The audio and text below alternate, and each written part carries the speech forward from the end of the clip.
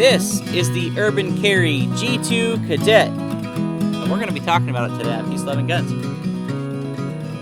Alright, so we're looking at the Urban Carry G2 today. I have seen this in Facebook news feed advertisements. I've seen it in gun publications and elsewhere on the internet. I've watched a YouTube video on it. I was intrigued about this when I saw this in a Facebook news feed. It seems like something that would be interesting, perhaps maybe not super quick into action, but it seems like a solution for some individuals. I've seen some press on it that I don't know is necessarily fair. There's a YouTube video circulating where a guy's, drawing it and the gun flies out and all kinds of stuff. I haven't been able to replicate that. I can only go off a sample size of 1. And with the G2 Cadet, which is the subcompact or micro-ish compact pocket pistol style size, I'm carrying a P32 in it, and I have been carrying a P32 in this holster for now 2 or 3 months.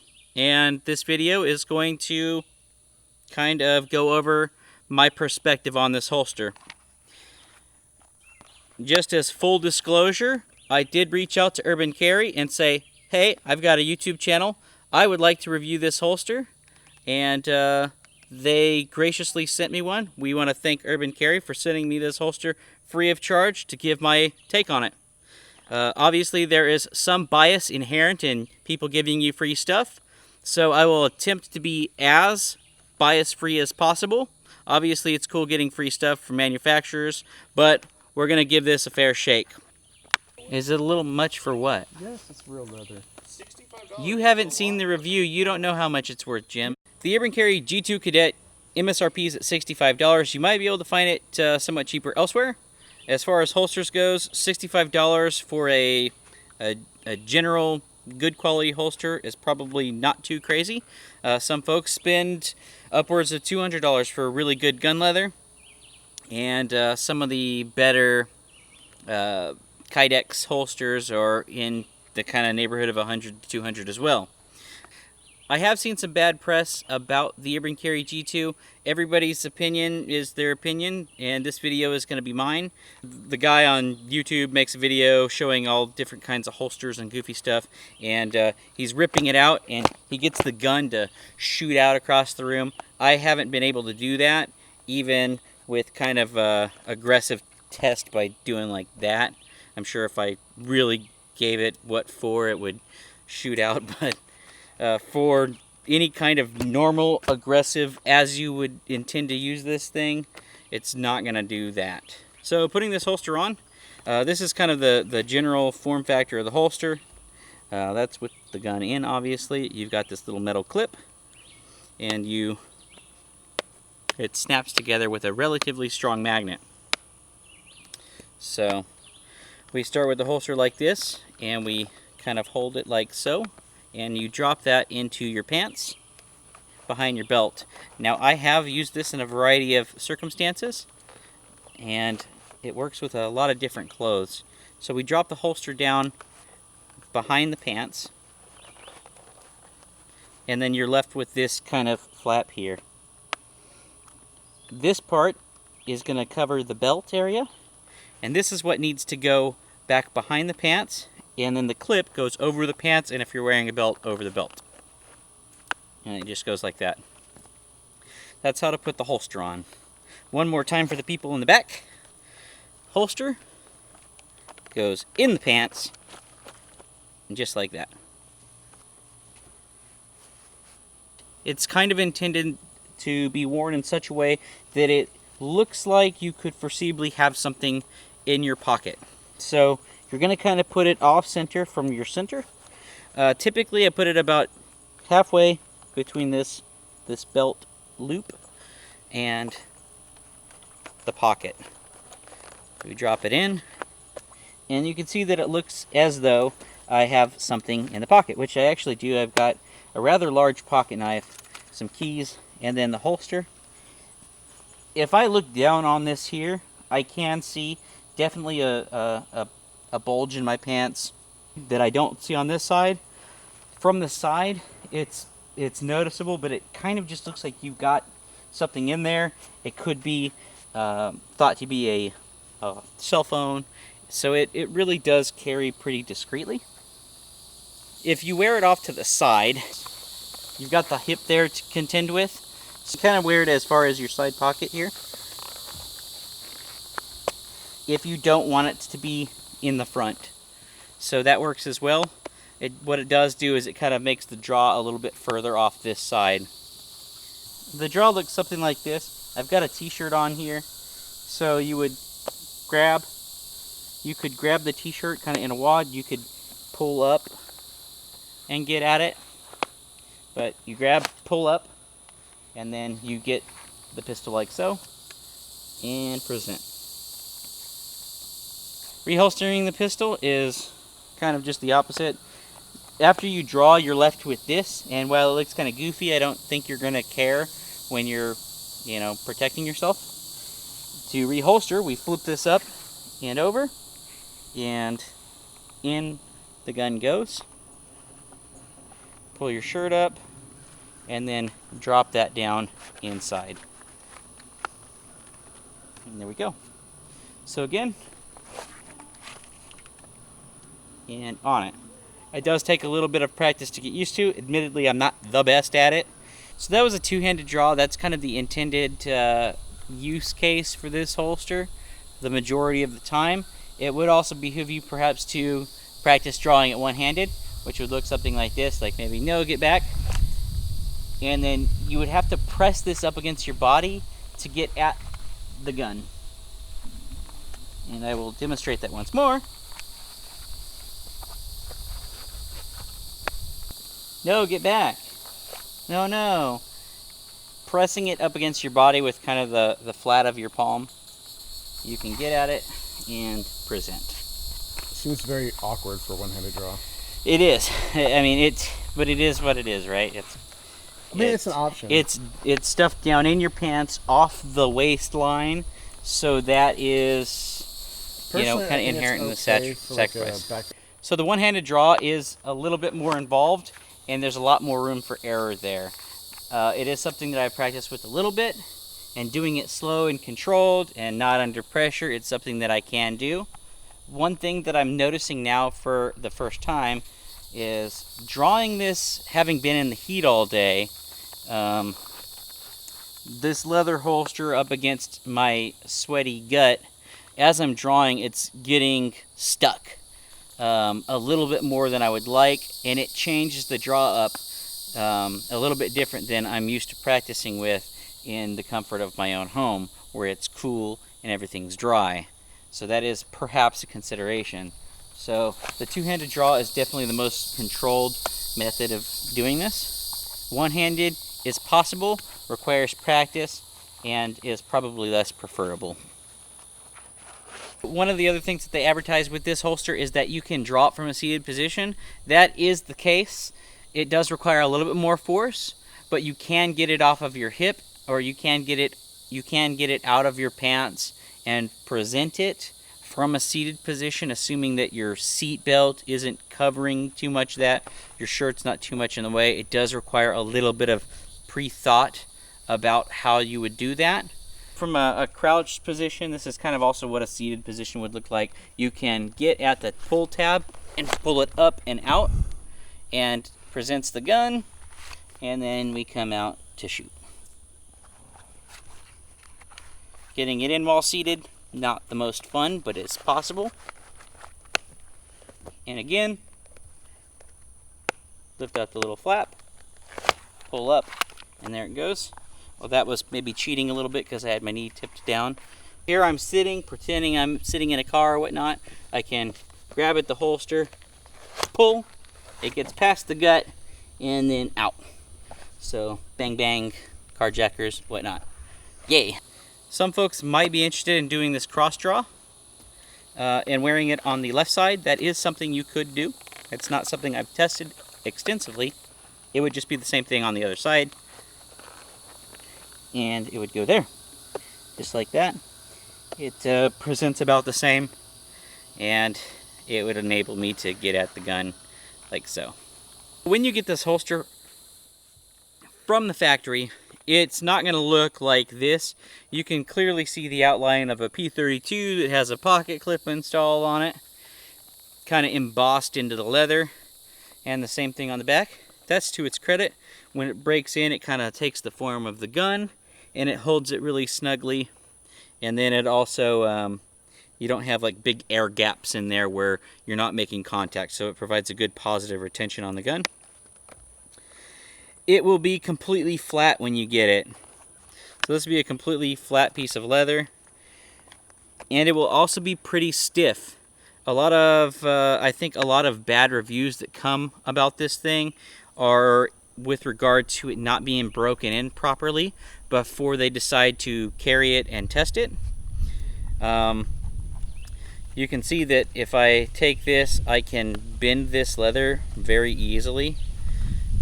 Zooming in on that a little bit, you can see that the kind of grain pattern on the leather is like this kind of rippled looking, because that has been kind of massaged to be supple. Think like breaking in a baseball glove or a pair of boots. You have to break it in before it will operate as it's intended. I think a lot of people maybe neglect to do that before they give this a fair shake. So this is what a broken in Urban Carry G2 looks like. Part of what makes this holster sit flat up against your body is, if you can see that this has kind of got a bend to it. All of these things, this area here is where the butt of the pistol would be. All of these things kind of need to be squished and broken in such that they align flat with the body. That takes a little while to do, and you can speed this process up by taking one side of this and then rolling it like so. And do that just for a couple minutes before you put the gun in and start practicing your draws and whatnot. And the same thing. Doing this a couple times a day really helped supple this thing up and made it functional. And then, you know, as you use it, it'll just kind of get better and better. Another thing that you can do to help kind of break this in and make it more wearable, more functional from the start is the edges of the holster. You're going to have this in your pants, and it's going to provide some print. What you're going to want is to also kind of roll these edges just a little bit, because what I found is just sticking the gun in there, it had a tendency to want to go the other way. And these edges provided kind of like a sharp contrasting point on the jeans, which doesn't make it as good as it can be for concealment. So bending those edges down, especially toward the bottom right here, makes that a smoother transition from jean on top of gun to jean sitting on your leg. So just bending those edges a little bit can also help supple that up and make it blend in better with your clothing. This, as we said earlier in the video, perhaps this is a $65 MSRP holster, and you can probably get it anywhere you can buy holsters and stuff. You can definitely get it at urbancarry.com. Where does this fit into a defensive system? Who is this for? What is the philosophy of use on this holster? Well, in an environment where it's not illegal for you to carry, you're legally carrying, and it is perhaps against company policy for you to carry, this might not be the best option because this sticks out.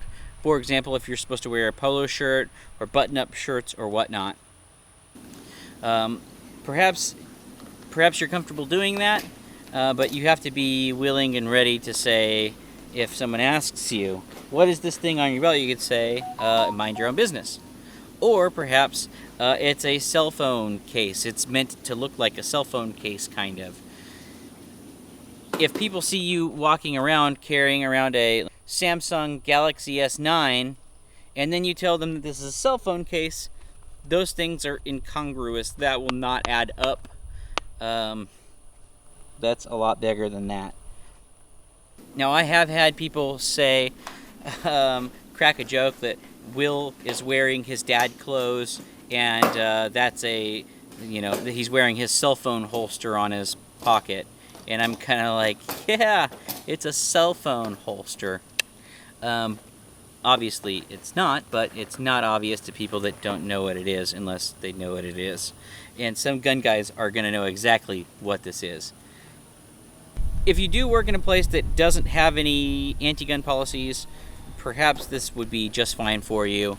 Perhaps if you have a company culture where people kind of mind their own business, and you are able to tell them, hey, yeah, that's just my cell phone holster, or it doesn't go noticed. Or if you have clothing that you can wear where your shirt's tucked in and it kind of mostly covers that, then perhaps this will work for you.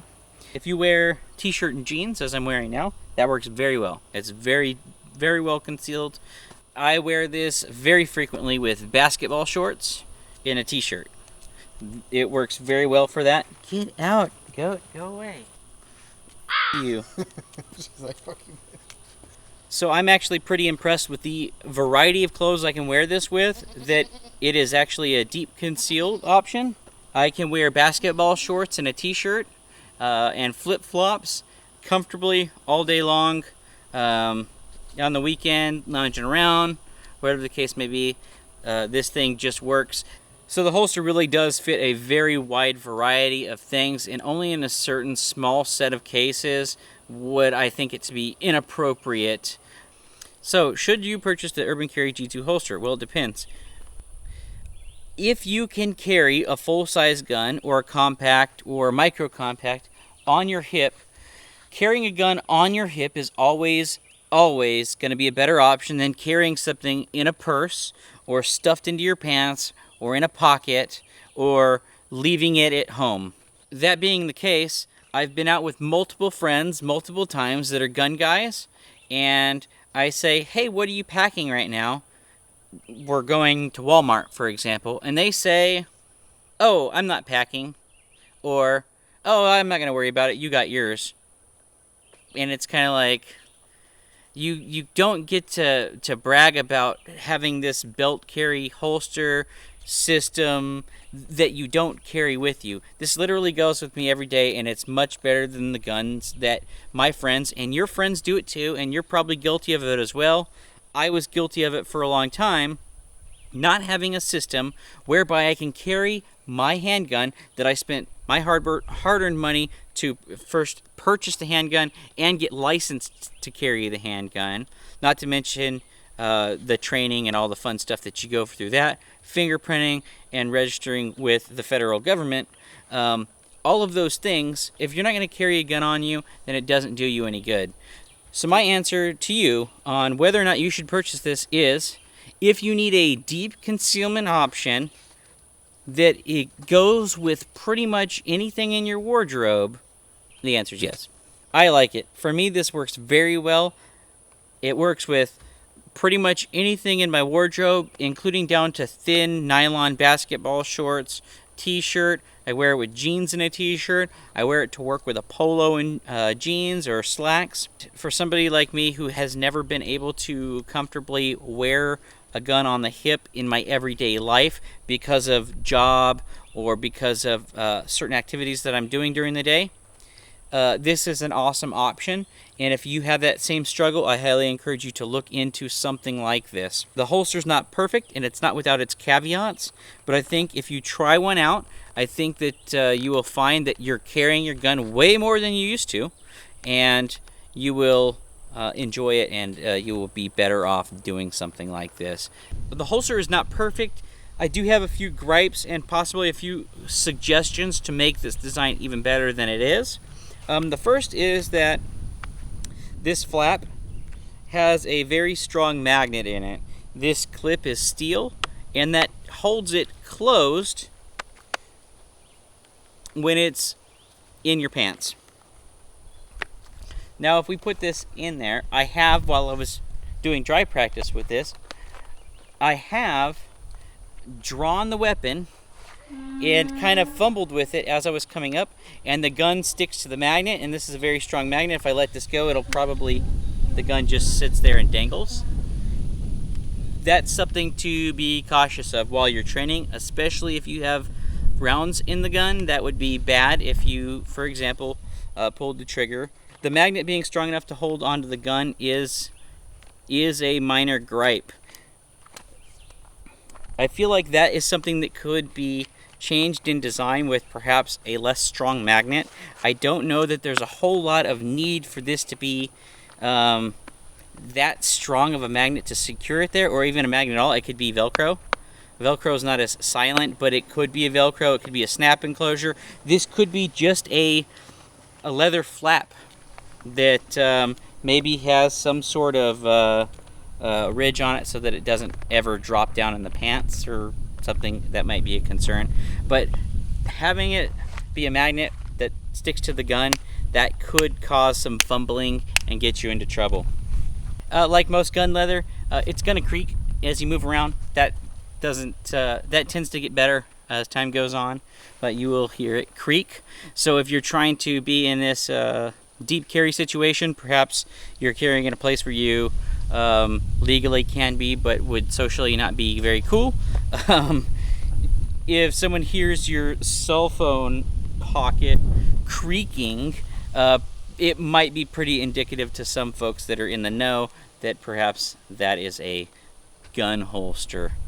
One thing to consider is when you are seated, you'll notice that this looks rather flat, but as your leg comes up to perpendicular with your standing axis here, you notice that the pants kind of crease and go underneath the holster.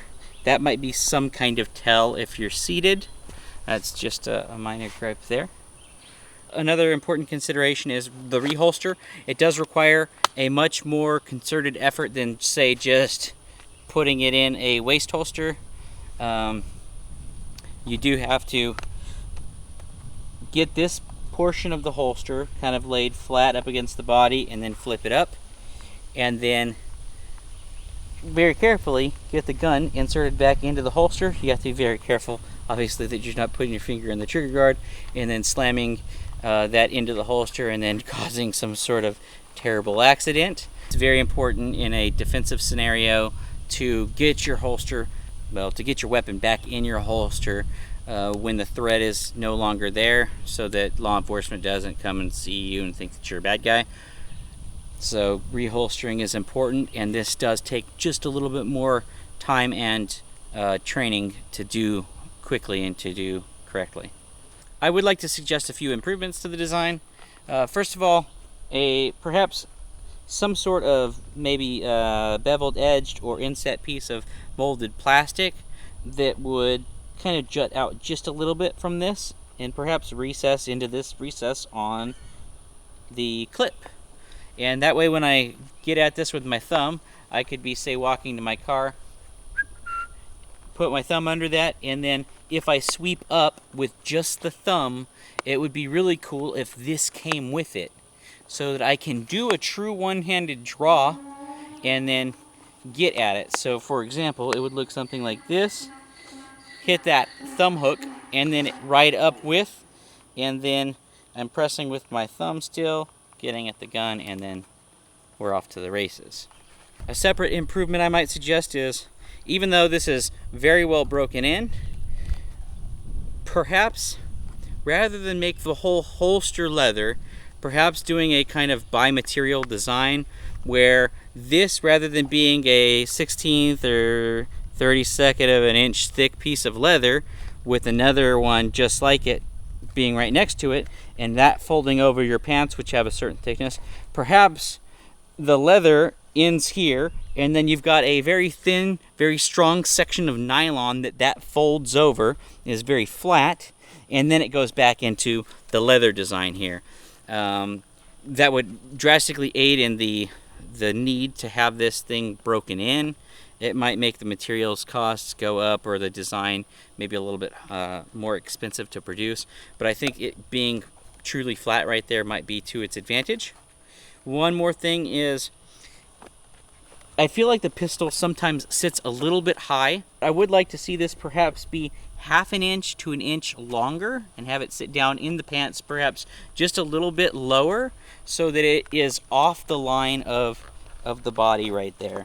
so that it kind of sits away from the waist and you have a little bit more room to move when you sit down and when you're gesticulating or dancing or whatnot. Hi there. So for Peace, Love, and Guns, this is Jim. I'm going to test this out because I've never tried this. Here we go. Help me do this with my belly. See, the downside of being a fat guy is you can't look down. Pull this up. Yeah. All right. Now you have the grip of the gun. You kind of got to push your gut in a little bit. And then I'm just pushing it in. Yep. And then my shut off, right? I hope not. Okay, is this proper? Yep. And just do a nice slow controlled draw since you're unfamiliar with it. I would just yank that up and pull this guy out. Try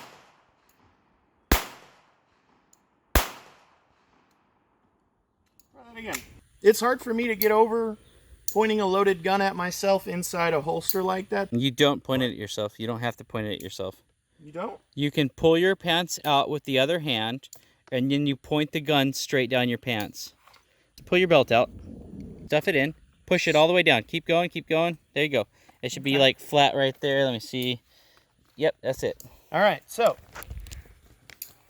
one-handed draw, you just pull up and grab it. Yeah.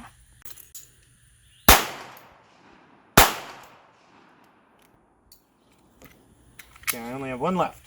Get it flat. Don't point it at yourself. There you go. Pull your belt away from your pants. Straight in. There you go. And that's easier than it looks. Okay, so left hand, pull it, and it's kind of cool. I did not like the look of it at all when I first saw Will using this, and then now having just used it myself, it's a lot less weird than it looks. It feels better and it works better than it looks. So maybe give it a try. All right, here we go. Urban Carry G2 Cadet. We're gonna draw and shoot. Except we need ammo in the gun. Might be good. All right, here we go. Target on the left. Urban Carry G2 holster with the P32.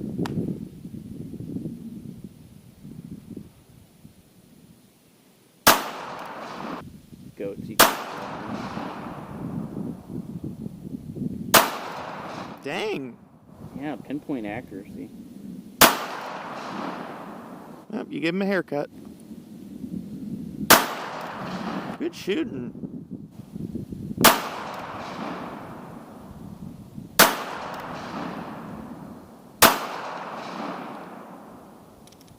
Okay. All right, we're done with hostile engagement here, so we need to reholster our piece before law enforcement comes and sees us. So we flip the holster up, clear the holster, make sure our finger's not in it, and then we shove it down into the pantalones.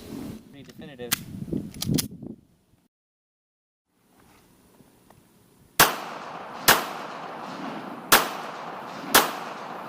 Shooting, man. You're really good with that little thing. That's what she said. Kel Tec P32. Yeah, it's a good little gun. And I'm surprised that it's working since I haven't done any maintenance on it in like way too long. So the slide does lock back. It's got an internal slide lock. Yep. I'll do a single-handed draw next.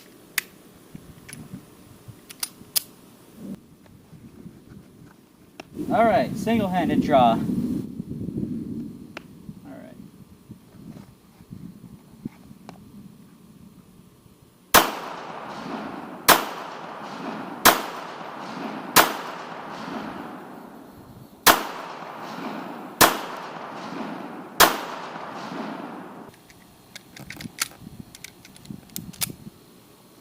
Alright, part of carrying a weapon concealed is having situational awareness, and hopefully some people somewhere are going to have situational awareness to kind of pre-prep their draw. I think a lot of people, when they talk about concealed carry situations, they don't kind of give any credence to that, or that that's possible, or that it happens. Like maybe getting your hand on your gun inside your So, pocket or purse. Yeah, underneath the shirt, perhaps underneath that flap, so that you're ready to grab it. So perhaps, you know, walking to the car, thumb underneath it, flip. Maybe I'm stabbing off the guy. Bang, bang. Bang, bang. So I'll try doing it like that. I'm not pushing myself right now because I'm admittedly not the best. So the most important thing with pretty much anything in firearms is slow is smooth, smooth is fast. So here we go. Up.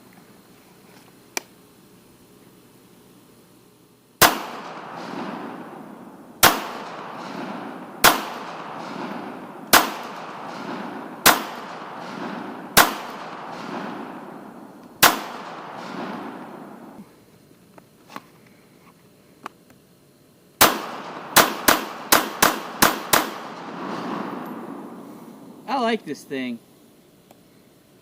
All right, and that is the Urban Carry G2 Cadet. Pretty good little holster there. All right, so the Urban Carry G2 Cadet.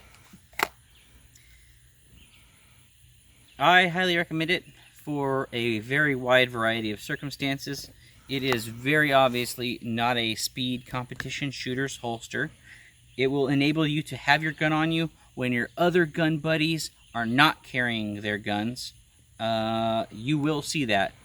We do want to thank Gray Fox Gunsmithing and Gray Fox Ranch for letting us come out here and shoot their dirt today.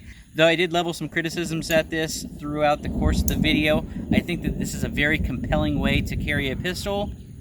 I do want to extend a very special thank you to Urban Carry for sending me the Urban Carry G2 Cadet holster free of charge to test and evaluate. I have done so very thoroughly, and I have to say that I am impressed for many philosophies of use with this thing. I would love to test the next size up, which I believe is the G2 Carry Lieutenant. I do plan on getting a SIG P365 in the near future. I would love to see what the differences are as far as my carry comfort, and also be able to have the awesome capabilities that the SIG P365 offers. There are going to be guys that criticize and say, oh, you should just get used to carrying on your hip or appendix carry, shoulder holster. You should do something like that. And the bare-faced reality of it is a lot of people are not going to do that. Everybody that I know knows somebody or is that person that neglects to bring their gun with them at some point in time where they could otherwise have it. Since I've got this, I have not gone into a situation where I don't have this gun on me. That is the success of this thing. That is why you get this holster. And for that philosophy of use, I highly recommend it. Thank you for watching.